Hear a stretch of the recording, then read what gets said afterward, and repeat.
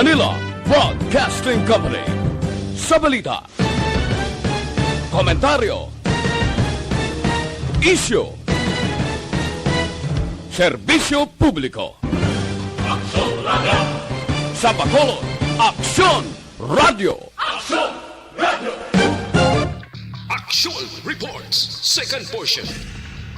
Di kalidad, kag madalong ng mga analisis sa pinakainit na balita sa bilog na probensya kag nasyon. Action Reports, second portion. Patas kag balanse na komentaryo sa mga issues kag mga balita nga nag-aapekto sa mga pumuluyo sa adlaw-adlaw nga tanan. Action Reports, second portion. Upod sa veterano kag respetado nga komentarista, Action Fred Salanga. Karon nga adlaw Lunes, pizza 26 na bulan sang Abril, tuig 2021. Ano ang mga balita kag isyu nga tuntalakayon karon nga adlaw. Ini nga mga isyu idulong sa aton sang D3 Bayo.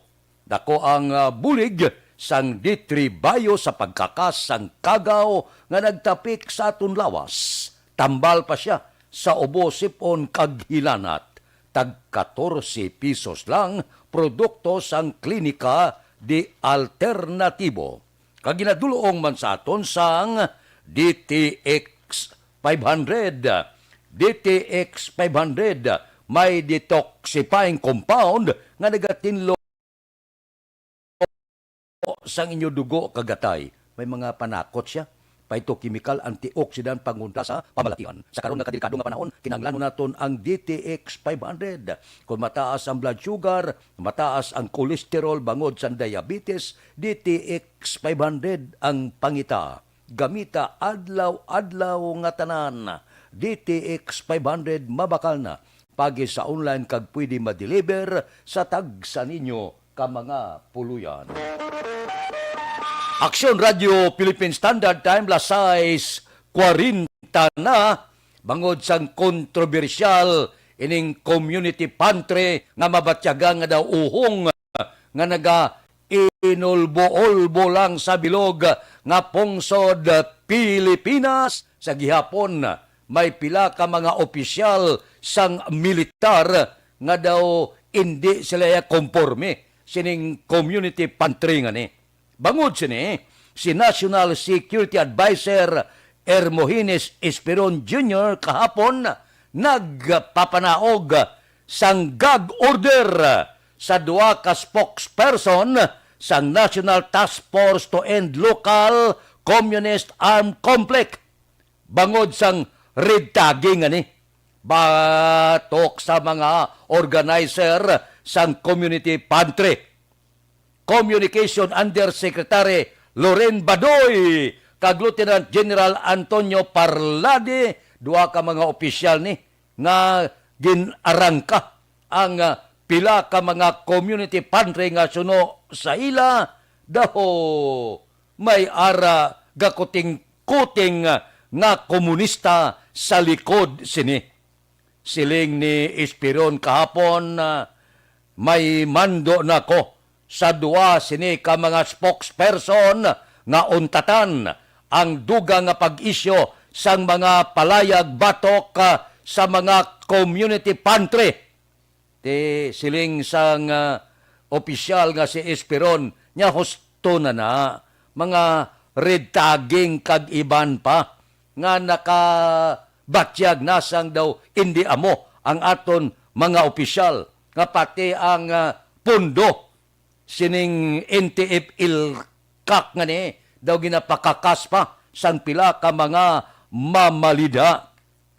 May pila ka mga pagsinabtanay. Masakit man magpilak sa Wilano, no? Si Parlade, siling niya panawag sa iban nga mga senador, estupido.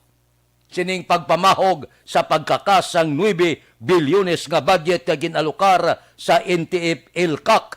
Purti si Parlade, grabe. Maarangkaman na. Sini nga kahigayunan daw medyo nakataya dire ang star sa iya abaga. Bangod nga arangkadahon siya sa halos tanan nga sektor. Kung may ara sang mabatyagan nga daw may ara sa likod nga barina sining community pantry nga ni, mahapos i-monitor kay man gaplastar ini sila sa tagsa kakabanwahanan kasyudaran. Ang mga kapulisan gani sa probinsya sa Negros Occidental, ang Aksyon Radio Bacolod, nagpatigayon sini nga kay kinahanglanon ini sang aton mga kauturan bangod sang pandemya, bangod sang gutom, bangod sa kakulangon sang trabaho, bangod may mga utod kita nga wala nagidya trabaho remedyo general, binumbahan pa sang pandemya, wala kalanon. Kag timing ini nga may ara sang natawag community pantry nga ni, nga nagahatag, nagadunar, nagahatag. Bangod sini daw ginapakamalain pa sang iban nga mga opisyal. Daw hindi naman amo may kamo iya kay dagko sweldo nyo, mga general kamo, pilang sweldo ninyo, maayong pangabuhi ninyo. Ang pila naton ka mga utod ya, wala na trabaho, naigo pa sang pandemya, daw halos kakaon, isak adlaw makatatlo. Yari makabuling, makapiyan-piyan, daw gintagaan pa kulor, may mga red tagging pa. Daw hindi amobla.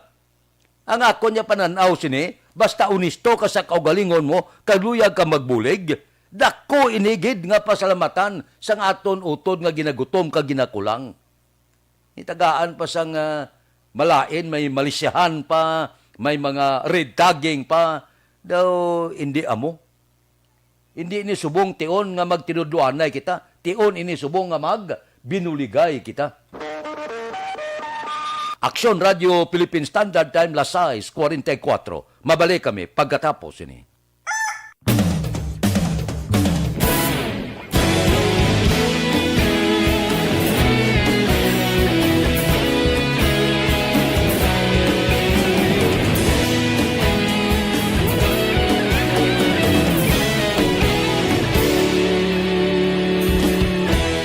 Agapasang banwa, mabugnaw nga hangin nagadapyan na. Ikaw na ang ginapamatian namon ginasandigan. Tingog sang probinsya, kamatuuran ginapalap na. Minsay nga may dala, paglaom kag kasanag. Tinuig na nagligan, ikaw gihapon ang ako nga estasyon. Sa pagbudlak sang adlaw, sa pagtuhaw sang biton, mga balita nga dala inspirasyon. Aksyon Radio Bacolod man sa gihapon, padayon Aksyon Radio Bacolod, saludo sa imo. Padayon Aksyon Radio, salamat sa pagserbisyo. Patas kag balanse, matuod nga mensahe, wala sang hinadampingan. Padayon Aksyon Radio.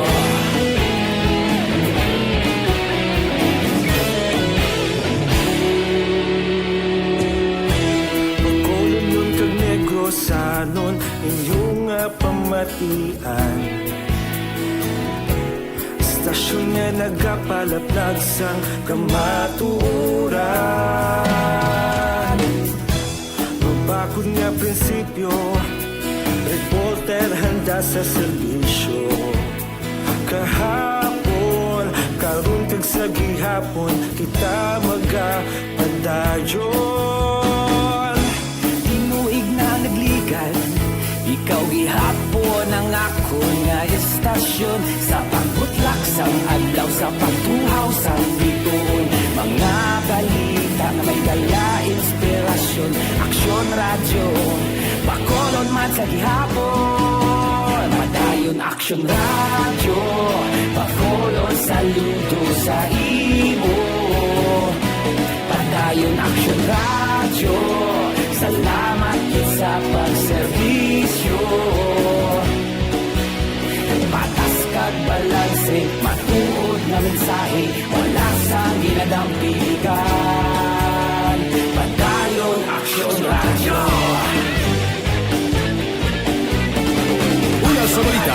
sa aksyon sa Bacolod Action Radio. Una sa balita, una sa aksyon sa Bacolod Action Radio. Kita ulog na na'y Sagsag anong kahintangan Responsable ang pagbalita Pagdahil na ipalang na Malasig pero sigurado Aksyon na may dalang pagpalangga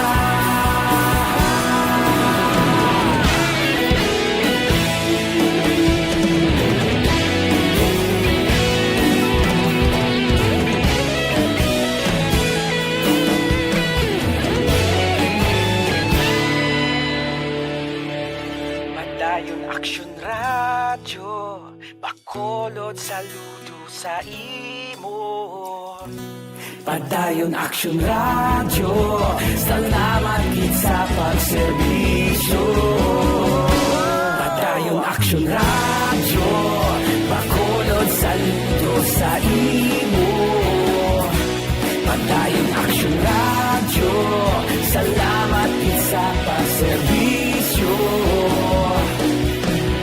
Patas kag balanse, matuod ng mensahe, wala sang ginadampigan. Padayon Aksyon Radyo.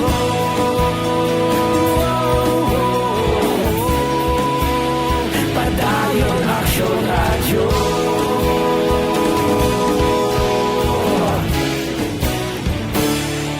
Padayon Aksyon Radyo.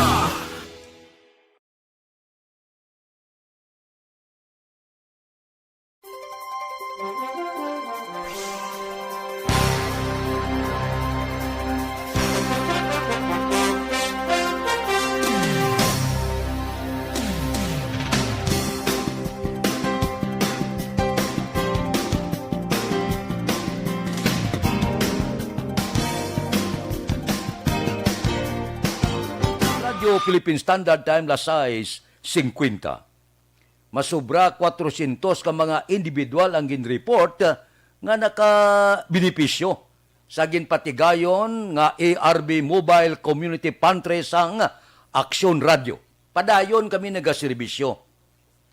Iniya mauluat ka gini nga makadangat gid sa nagakinahanglan ang aton sini nga bulig. Kag makasiguro kamo nga ang donasyon nga nagatupa dire sa Aksyon Radio makadtugid sa naga kinahanglan kag ginakulang sa pagkaon. Amo na yang mapasalig namon. Amo ina nga sa tion sang pandemic bala. Daw madumduman ko ang ginaamba bala sa mga kasimbahanan. Ginagutom ako kagin pakaon mo. Ginauhaw ako kagin painom mo. Amo ni sa subong ang nagakatabo. So aton diri sa Bacolod kabay pa nga hindi man patagaan Malaysia. Ang tanan-tanan ginahimo ini hindi lang sa Aksyon Radio sa tanan nga nagapatigayon sini.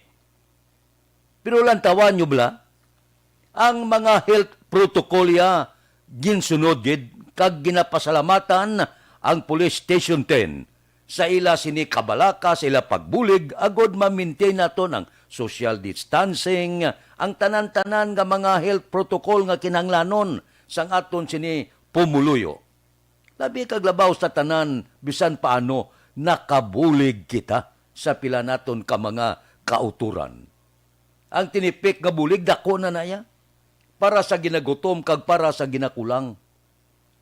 Sa mga supisyente sa pangabuhi, kinapasalamatan man ang ila donasyon. Ining kilo-kilo nga bugas nga mahatag naton sa aton sini kauturan, dako na nga bagay. Kita guruti, sinako nga bugas ang ara sa aton puluyan, ini sila kilo-kilo lang. Din bala ka nami batyagon nga pagbugtaw ya pagkaaga, gaingos ang kabataan niya, nga bisan paano may pahamahawon, makadto da siya. Sa nagaplastar sa community pantry da, kuha da siya, 1 ka kilo, kuha da siya sa kung ano-ano nga masudan niya sa sulod sang puluyan ko sa ugaw kung ano pa. Doon bla ka nami na batyagon nga napakao na to ng aton ginagutom. Amo na ang punto naton. Amo na nga ang Aksyon Radio padayon nagapatigayon sini kag maga patigayon pagid buwas damlag. Kinapasalig namon nga ang donasyon ninyo matupa sa nagakinahanglan. Ang donasyon ninyo makabulig sa mga pigado kag ginakulang. Amo na yang mapasalig sang Aksyon Radio. Plus gapangabay nga kuntani hindi pagkuluran ining ginapatigayon sang aton mga kauturan plus ang aton sini pagpatigayon agud makabulig sa aton mga kauturan diri sa Bacolod kag posible kung madamo-damo ang donasyon basi makapangalapkap kami sa iban nga kabanwanan kag kasyudaran. Aksyon Radio Philippine Standard Time lasay 53. Mabalik kami pagkatapos ini. Linibo na ka mga...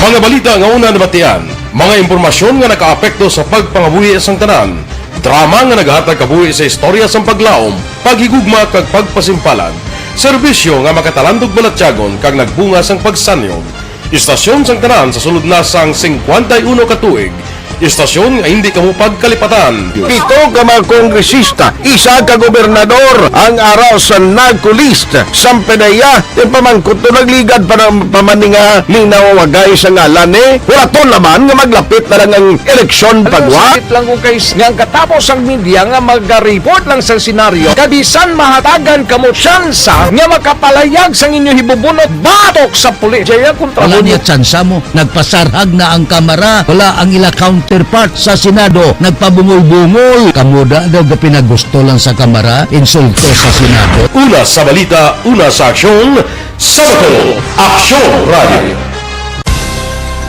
Today, DOA is confirming that a 38-year-old female Chinese patient under investigation, or PUI, is positive for the novel coronavirus 2019-nCoV. I issued an order to Executive Secretary Major Dia clearly laying down the responsibilities of each department in implementing the Bayanihan to Heal as One Act. Makabig nga pinakadako nga hangkat giratubang sang pungsod Pilipinas ang COVID-19 pandemic. Tanan nga sektor ang apektado. Tanan nga kinahanglan sang pagtamod kag nagakaigo nga pagserbisyo. Bisan pa ang industriya sang pagwaragwag nagapangatubang sang kaangay nga pagpanghangkat. Apang Aksyon Radio Bacolod wala nagbiya sa pagpangalagad sa kahanginan sa pihak sang kabudlayan, peligro kag risgo nga dulot sang pandemya.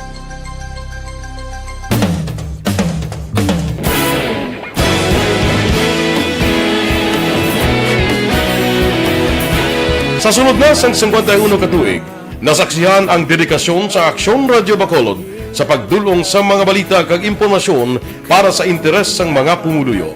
Pila na ka henerasyon ang nag-agi, komitido sa gihapon ang Aksyon Radio Bacolod nga mag-alagad sa kahanginan nga tampad, wala sang ginadampigan kag ginahalungan ang kamatuuran. Sa tunga sang mainit nga away sa politika, ang istasyon nagapabilin na nga pata sa pagtalakay sa mga isyu kag problema.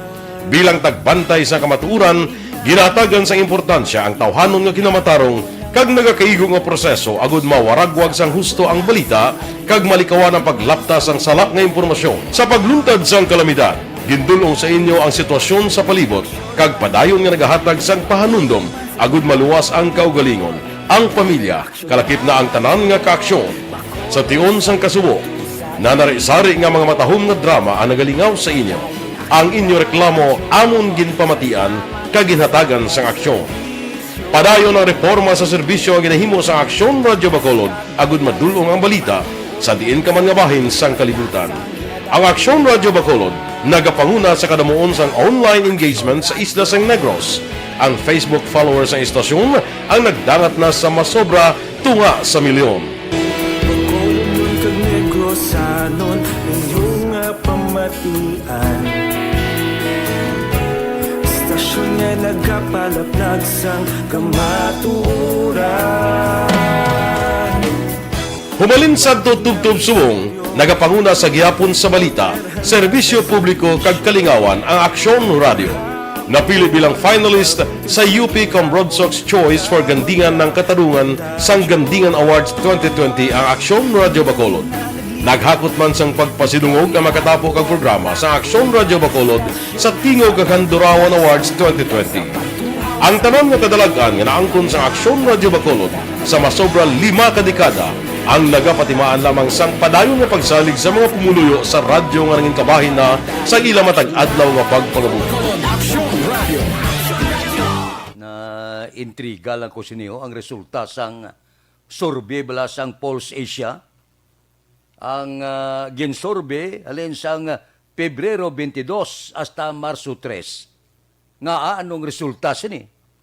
46% sa mga ginikanan o kung guardian man ang nagpalayag nga may natunan ang ila kabataan sa distance learning. Pero 25% kung isa sa apat ang nagpalayag nga wala gid sa natunan ang ila kabataan. Ang butsilingunti, may diferensya guro eh. Ang kabataan, posible nagampang lang, gasalig sa ginikanan, o guardian nga isabat, ang ginatudlo sang ila sini mga maestra. 3 sa napulo o kung 30% ang wala gid makasiguro kung may natunan ang ila bata o kung wala man, ang butsilingod daw wala gid paki. Sa natabo nga distance learning ani. So ang butsilingon daw hindi kita makasalig nga may natunan o kung wala ang kabataan. Kung may natunan man, posible ang iban mapisan magtuon. Ang iban, posible, nagsalig lang sa ila ginikanan, sa sabat, sa ginapamangkot sa ila, mga manunudlo. So ang butsilingon, wala kasiguruhan ining distance learning ani, kung may nahibalan o kung wala ang kabataan. Ang problemahan di, anong matabos ni? Papasarol ang tanan nga kabataan. Mintas tanto nga may pandemya, kagula face-to-face nga pag-eskwela, anong matabos ni? Papasarol lang, bisan may ara, survey, nga nagpalayag nga kadamo, amak mo 25%, nagpalayag nga wala ginatunan ng kabataan, ti papasaron talang ni, ang kabataan. No kabudlay, no? Amo na nga daw kahapon na naga-monitor kita sa survey sa Pulse Asia, siling ko dapat tunan ini maayos ang Department of Education. Kinanglan, id-iron ini, kag dapat ukayon tanay mayo, surbihon tamayo, may nadulot bala ini nga kayuhan, may natunan balang kabataan, matuod bala ang pila ka mga pasune nga laban sa kabataan, ginasalig na lang sa ginikanan. Ang kabataan, nagahampang, ang ginikanan, ang ga-answer sang ila sini, ginapamangkot sang mga manunudlo. Ang butsilingon, wala ginunod ang ulo sang kabataan, kay ato ya nagahampang. Amo ni ang natabo sa distance learning. So, dapat tunan, repasuhon liwat. Kay kanugon no?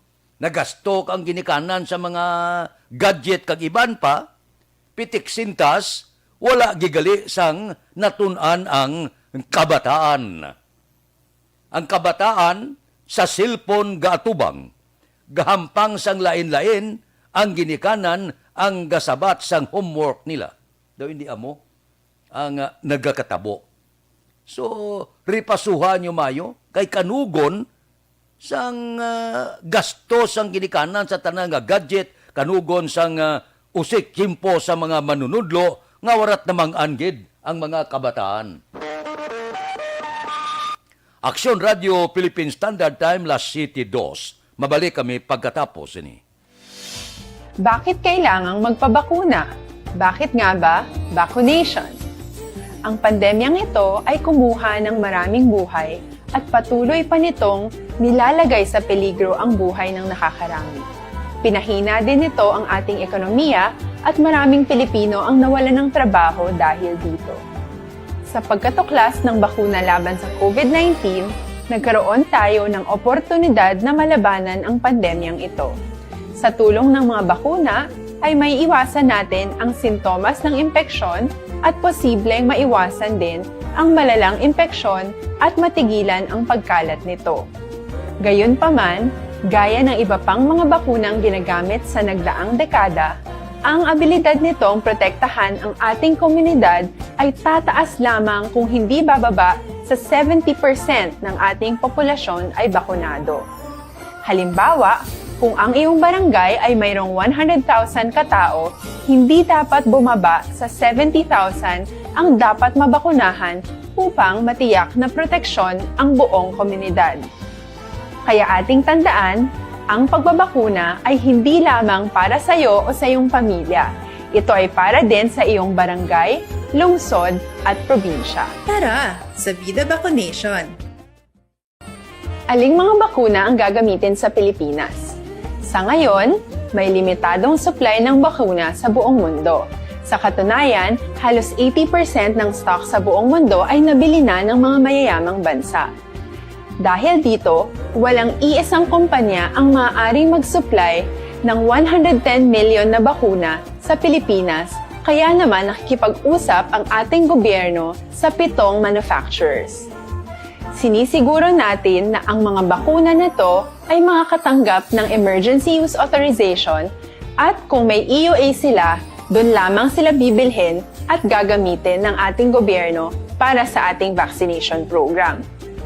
Nagbibigay ang EUA ng assurance o katiyakan na ang bakuna ay dumaan sa masusing pagsusuri at nirerekomenda ng mga independent na eksperto sa atin.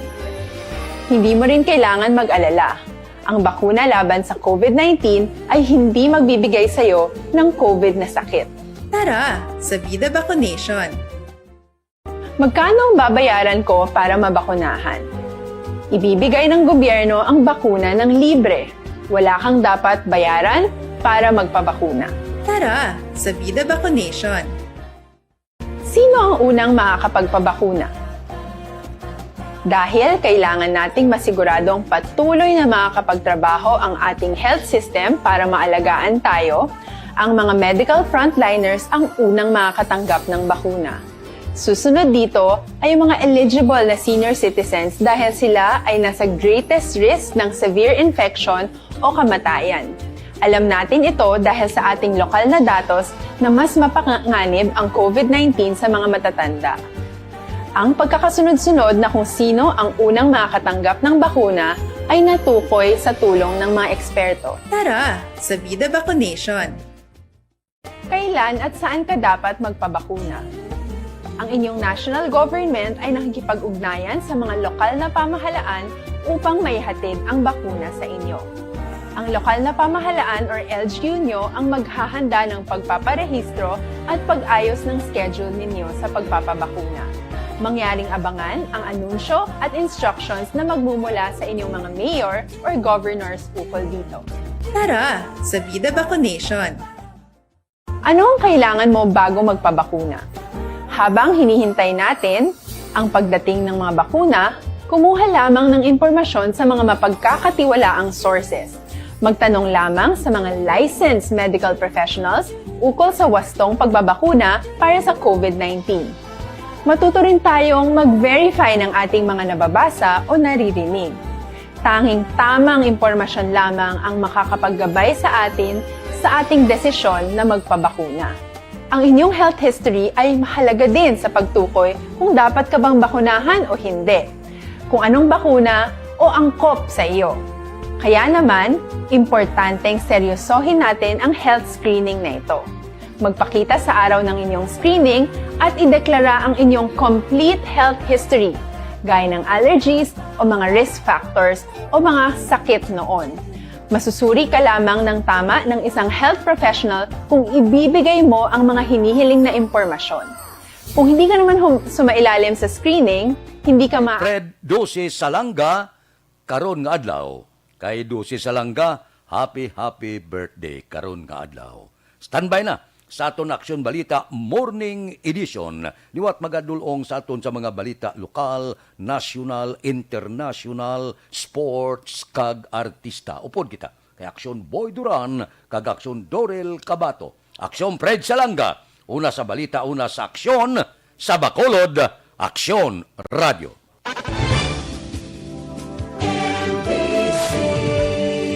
Manila Broadcasting Company.